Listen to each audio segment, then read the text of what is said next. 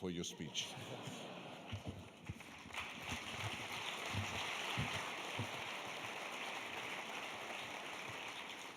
Thank you very much indeed.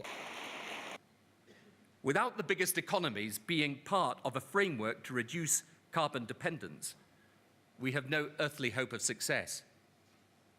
Fortunately, I believe as a result of recent developments, we are potentially on the verge of a breakthrough. Chancellor Merkel is providing excellent G8 leadership. China and India are participating constructively in the G8+5 process that Gleneagles established. They know that they will suffer if the environment degrades further. They have every imperative to be part of a deal, provided it is one that allows them to grow their economies so they can spread the prosperity they are creating to the millions in those countries still in poverty. And the mood in the United States, I think, is in the process of a quantum shift. The President's State of the Union address built on his addiction to oil speech last year and set the first US targets for a reduction in petrol consumption. The world today is a kind of perpetual global conversation. I strongly believe in changing the rules of the European Union to build efficacy in Europe's power.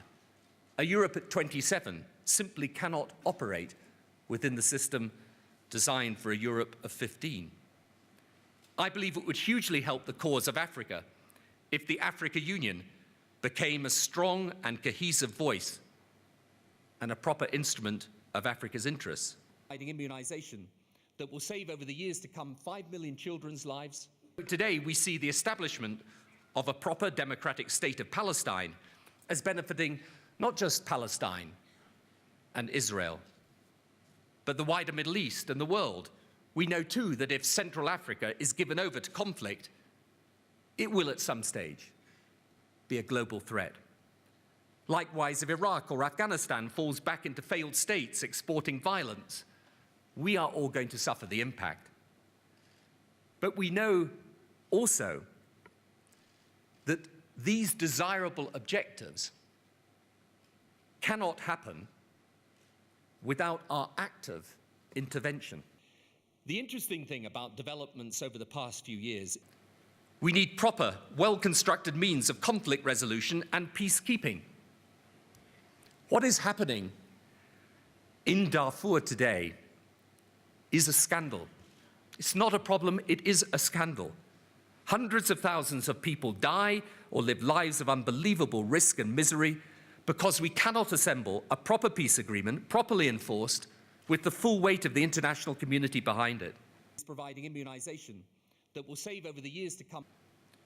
We need new networks, new relationships between countries and between people, which mobilize the practical means of bringing the changes we want into being. Finally, there is an urgency here.